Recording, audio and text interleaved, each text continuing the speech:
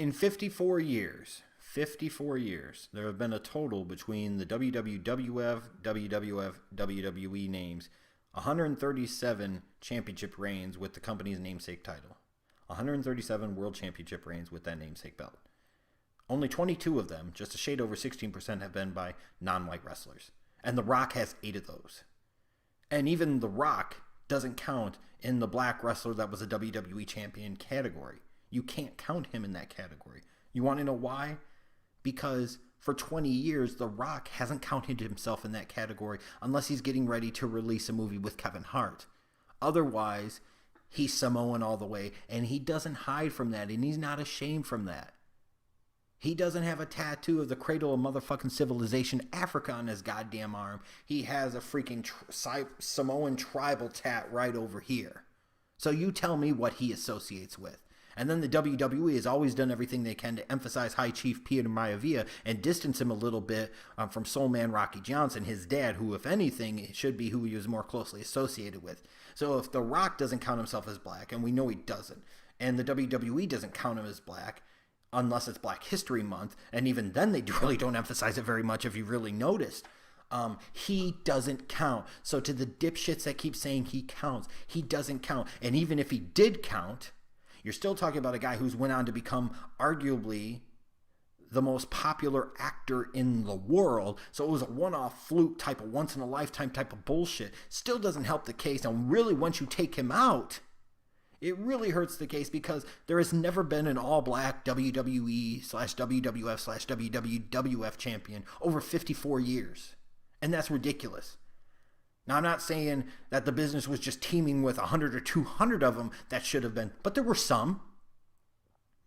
And every once in a while, it'd be nice for some of the black fans, which is a sizable portion of WWE's fan base, to have somebody that kind of looks like them that they could sit there and kind of gravitate to and say, you know what, that's my guy. He kind of looks like me. He acts like me. Not this dancing, rapping, hip-hopping, suspect-ass, sissy pants-sagging bullshit.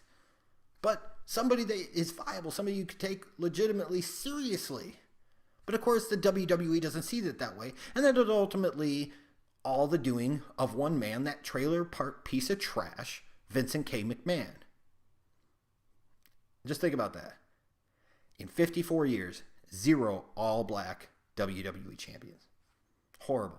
So what I wanted to do is bring this important issue to me to light a little bit more and talk about some of the more notable ones, the 6 black wrestlers that I most feel like should have been WWE champion but weren't.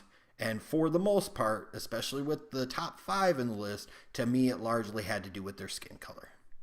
In the mid-90s, you looked at Ahmed Johnson, and he looked like a main eventer. He looked like a guy that was going to break the mold for the WWE in a lot of ways. He looked like he was going to be a future world champion. He had $1 million look. Unfortunately, he probably had $2 ring skills and 25-cent mic skills.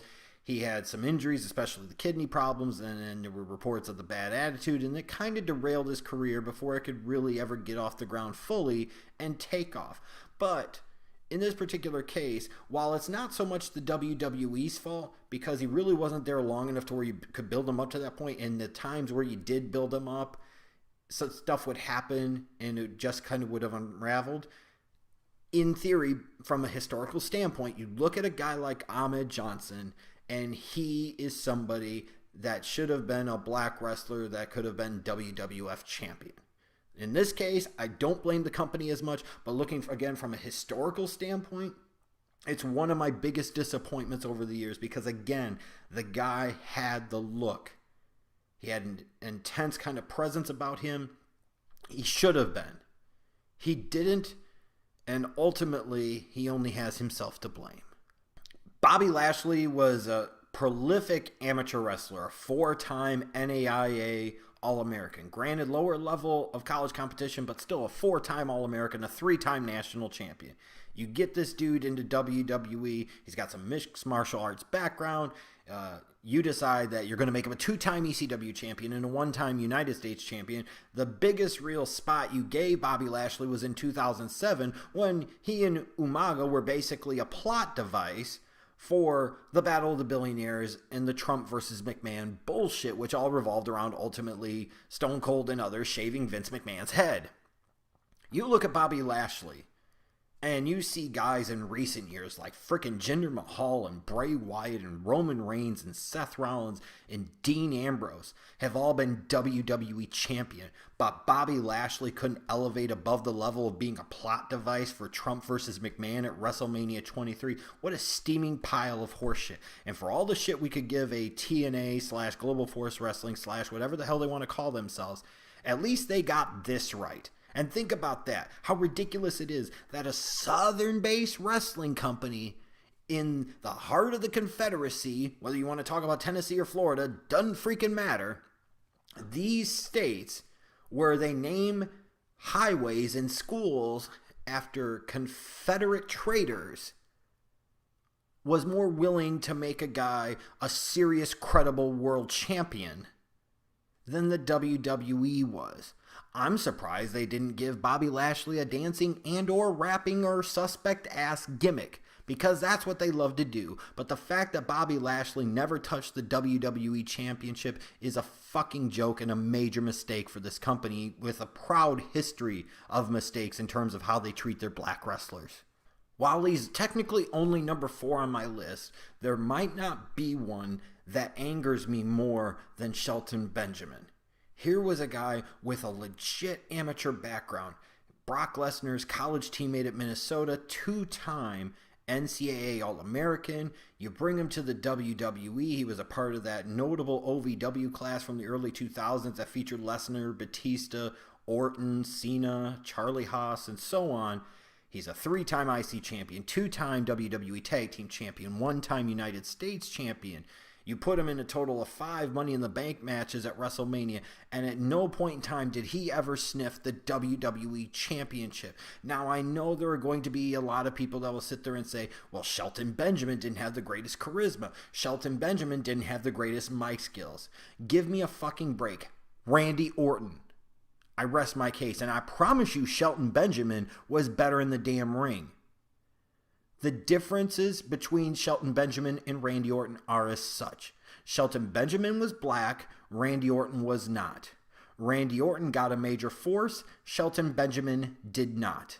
And it is that simple, other than Shelton Benjamin was vastly superior in the ring. And especially in an era now where so many of the hardcore fans, which is all the WWE really has left going for them, love the in-ring action more than anything else. The fact that Shelton Benjamin can't be a WWE champion, but in recent times a guy like a Bray Wyatt or freaking Jinder Mahal or Randy Orton has been, is absolutely sickening to me. What an incredible waste of an opportunity.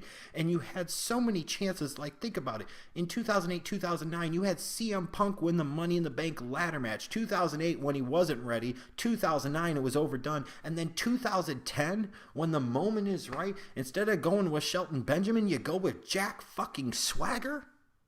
So he can cash in and become a world heavyweight champion? Excuse the fuck out of me. But if you think Jack Swagger was a better talent than Shelton Benjamin, you need your fucking heads examined, and we should be questioning whether or not you're a racist. Oh wait, that's the WWE. Fucking sickening. And I know what I just said about Shelton Benjamin, how it gets me as angry as anybody on the list. The other one that's really, really close is probably Ron Simmons. Here's a guy that was one of the really big early stars for Bobby Bowden in that Florida State Seminole program. A 2-time consensus All-American, 9th in the 1979 Heisman Trophy voting, played for a few years in the NFL and the USFL. At one point in time, I believe he was Lex Luger's teammate. He's at WCW. He's a former tag champion. He is the first ever black world champion of a major American wrestling company.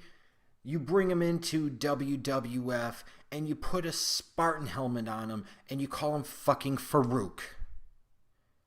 This is the type of shit that this company has consistently done over the years to their black performers. Here is a guy in Ron Simmons that is as clean-cut and all-American as any of them. And they decide that they're going to bring him in 1996 and put a fucking Spartan helmet on him. Because that's going to get the black hero over, right? And even then, he got past that. You founded the Nation of Domination around him, and that shit got over. Then later on, it was the Acolytes, APA. He was a part of all of that. That shit got over. But at no point in time, even though he was a 3-time WWF Tag Team Champion, was he ever made WWF Champion. And that is ridiculous. And again, like I referred to with Bobby Lashley, where a Southern-based wrestling company treated him as a more viable and serious top guy and made him a multiple-time world champion. Here is Ron Simmons, who WCW out of Atlanta, Georgia, right in the heart of KKK Confederate country. In 1992, they could make him their world champion. It was an awesome, incredible, inspirational type of moment. The WWF, again, I will emphasize, brought him in and called him Farouk.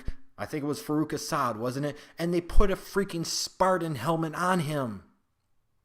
How the fuck can you look at Ron Simmons and think that he deserved a Spartan helmet? Furthermore, out of all of these years, why couldn't Ron Simmons, if it was good enough for WCW in the South, why the hell wouldn't a Northeastern-based company like WWF's, headquartered out of Stamford, Connecticut, think at some point in time, in some point away, especially when you look back at a year like 1996 or 97, especially where they could have used it, can you possibly think that a Ron Simmons wasn't WWF championship worthy? It's just ridiculous and a joke. And if Ron Simmons was white, he would have had 8 to 10 WWF title reigns, and that, again, is a fact and everybody knows it.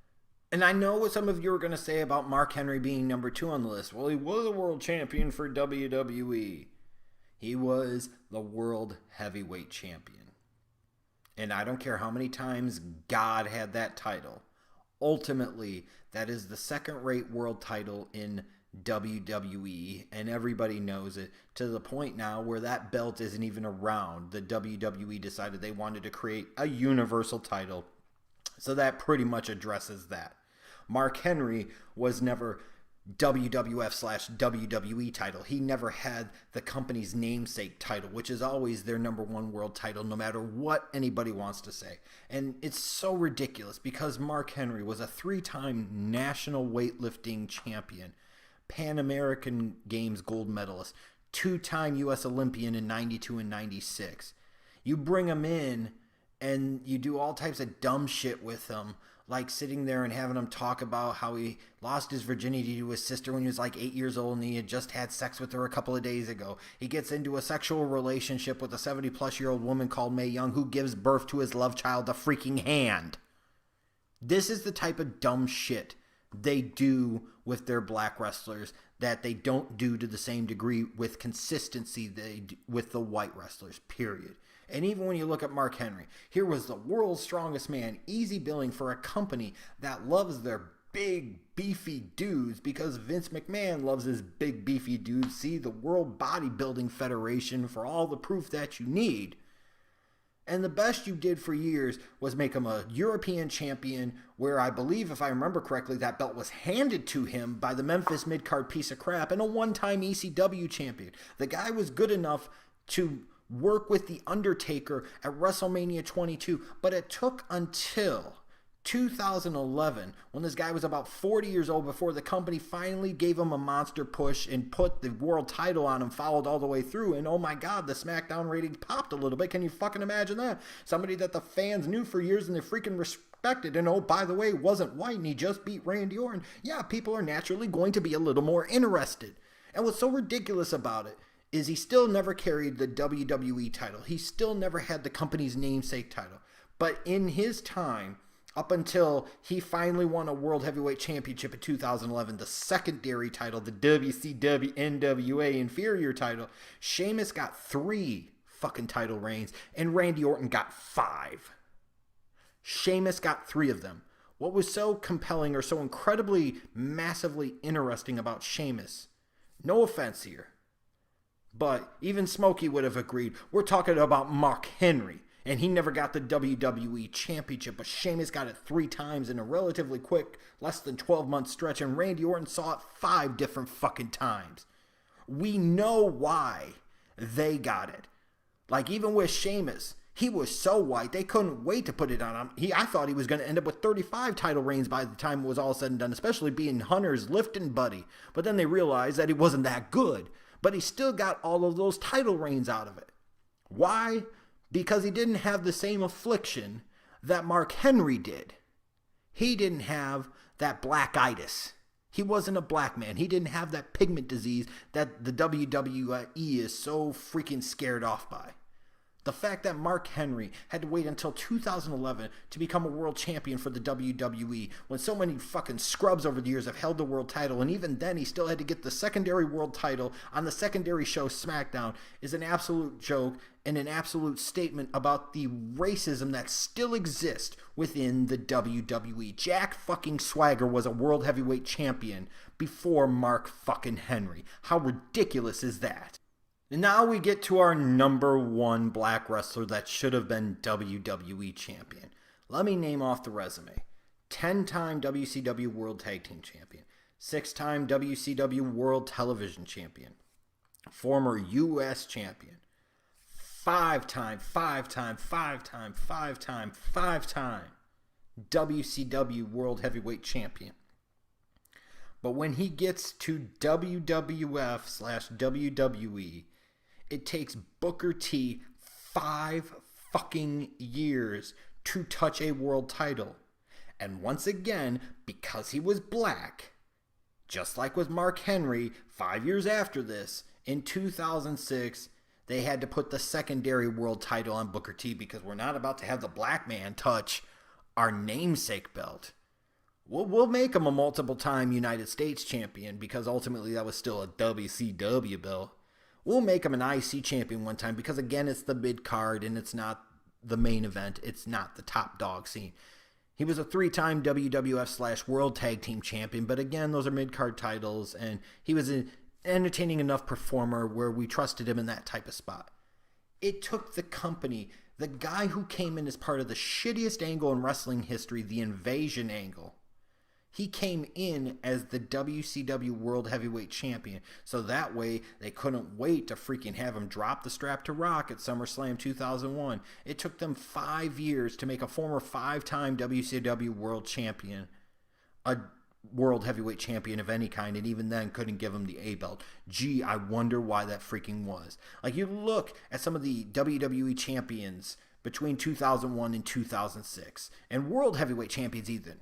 Between 2001 and 2006, before Booker T finally got his reign, you had guys like RVD, JBL, who got a 280 fucking day title reign. The Big Show. JBL got 280 days as the longest serving heel transitional world champion in WWE history. He got 280 days, and freaking Booker T couldn't sniff the WWE title scrotum. And the World Heavyweight Champions, you had Benoit, Randy Orton, Rey Mysterio. Are you really going to tell me that Rey Mysterio, no knock, but seriously, was more worthy than fucking Booker T? The same Rey Mysterio that in 2001 WCW was rolling around with the filthy animals and wasn't even wearing a mask? But because Eddie died, we could sit there and make him a freaking World Heavyweight Champion, but Booker T's got to get to the back of the line. Oh, imagine that, just like the back of the fucking bus. And even when you look at his WrestleMania history, WrestleMania 18, he loses to Edge. God went over him at WrestleMania 19, which still pisses me off to this day. So many things pointed to, you could have lost that one, God, and got it back later. But give Booker the WrestleMania moment. Give some of the old WCW fans and some of the non-white fans and, frankly, some of the white fans their moment. But we just couldn't do that. Ugh. He's a part of a Fatal 4-Way tag match at WrestleMania 20. He wins a pre-show battle royal at WrestleMania 21, and then ultimately jobs to the Boogeyman at WrestleMania 22. Think about that, 2006, the same year he ultimately is all hail King Booker, the King of the Ring, and ultimately goes on to win the World Heavyweight Championship several years too goddamn late, and in an entirely manufactured WWE kind of character, because we couldn't have that Booker T that was a 5-time WCW World Heavyweight Champion be our namesake company belt title, WWE Champion, or even our secondary old WCW title. This is how stupid and ridiculous it is for the black wrestlers in WWE. You have a talent like Booker T, a legit top guy type of talent, a multiple-time world champion with another major company. Even if it was in the dying days of that company, he was still ultimately a five-time WCW World Heavyweight Champion.